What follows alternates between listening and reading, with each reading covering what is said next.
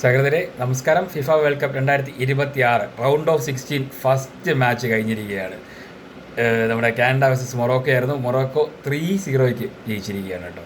ഒന്നും പറയില്ല, നല്ല കിടുക്കാച്ചി പെർഫോമൻസ് ആയിരുന്നു മൊറോക്കോയുടെ ഭാഗത്തുനിന്ന്.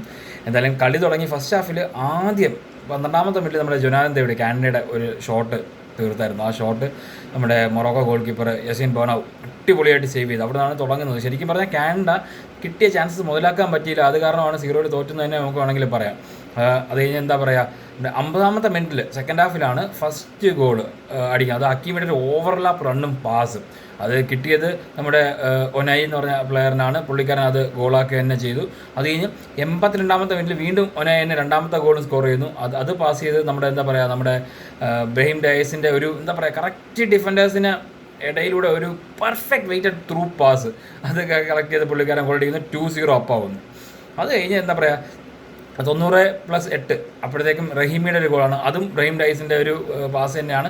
അതൊരു ഭയങ്കര ഫാസ്റ്റ് ആയിട്ടുള്ളൊരു മിന്നൽ വേഗതയിലുള്ളൊരു കൗണ്ടറിലൂടെ പോയി അതും ഗോളടിച്ച് 3-0 ജയിക്കുകയായിരുന്നു കേട്ടോ. എന്തായാലും ശരിക്കും പറഞ്ഞാൽ കാനഡയ്ക്ക് കിട്ടിയ ചാൻസുകളൊന്നും കൺവേർട്ട് ചെയ്യാൻ പറ്റില്ല എന്നുള്ളത്. ആദ്യമേ തുടങ്ങിയപ്പോഴത്തേക്ക് ഭയങ്കര അഗ്രസീവ് പ്രസ്സിങ് ആയിരുന്നു കാനഡ. അതുപോലെ എന്താ പറയുക, ബുച്ചനും ജൊനാഥൻ ഡേവിഡും ഒക്കെ ചേർന്നുള്ള ട്രാൻസിഷനും ഫാസ്റ്റ് അറ്റാക്കിങ് എല്ലാം ഉണ്ടെങ്കിലും ഫിനിഷിംഗ് പോരായ്മ തന്നെയാണ് അവർക്ക് സ്കോർ ചെയ്യാൻ പറ്റാതെ പോയത്. സെക്കൻഡ് ഹാഫിൽ അതുപോലെ സബ്സ്റ്റിറ്റ്യൂഷൻ വരുത്തിയെങ്കിലും അവർക്ക് പ്രത്യേകിച്ച് ഗെയിമിൽ യാതൊരു മൊമെൻറ്റും കാനഡയ്ക്ക് വേണ്ടി ഉണ്ടാക്കാൻ പറ്റിയില്ല.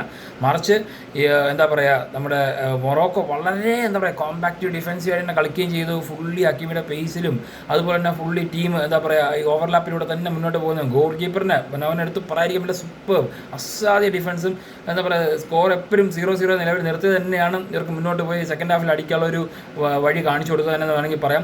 ആ സെക്കൻഡ് ഹാഫ് ആയപ്പോഴത്തേക്ക് എന്താ പറയുക ഒരു ചീഫ് ക്രിയേറ്ററായിട്ട് ബ്രഹീം ഡയസ് മാറി നമ്മൾ കണ്ടായിരുന്നു. അത് ഒരു രക്ഷയില്ല, അടിപൊളി പറഞ്ഞാൽ അടിപൊളി. അതും ഒനായി കുറച്ചൊരു അഡ്വാൻസ് റോളിലോട്ട് ഫസ്റ്റ് ഹാഫിൽ നിന്ന് വ്യത്യസ്തമായിട്ട് കുറച്ചൊരു അറ്റാക്കിംഗ് റോളിലോട്ട് മാറുകയും ചെയ്തതോടുകൂടി കളി കംപ്ലീറ്റ്ലി മൊറോക്കോയുടെ കയ്യിലായി. പിന്നെ ഫിനിഷിങ് പറയാതിരിക്കാൻ വയ്യ, നല്ല ഫിനിഷിങ് തന്നെയായിരുന്നില്ല. പിന്നെ അനാവശ്യമായിട്ട് കുറച്ച് യെല്ലോ കാർഡ് മൊറോക്കോ വാങ്ങിക്കൂട്ടി എന്നുള്ളതാണ് ഏക ഒരു പോരായ്മ ഈ മാച്ചിൽ മൊറോക്കോയെക്കുറിച്ച് പറയാനുള്ളത്. എന്തായാലും അടുത്ത കളുടെ വിശേഷമായിട്ട് കാണുമ്പോഴേക്കും ബൈ.